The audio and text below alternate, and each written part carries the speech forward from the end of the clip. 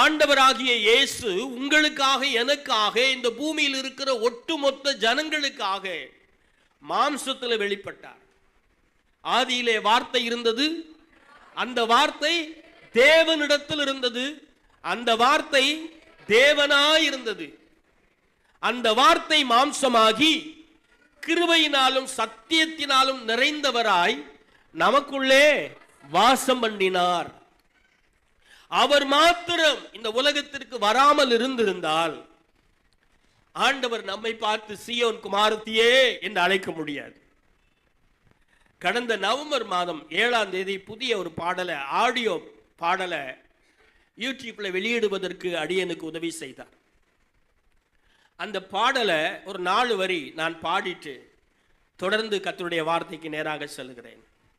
எபேசியர் நிருபத்தை நீங்க வீட்டில் வாசித்திருப்பீங்க. திரும்பவும் நீங்க வாசித்தீங்கன்னா அதிலிருந்து வருகிற வார்த்தைகள் தான் இது.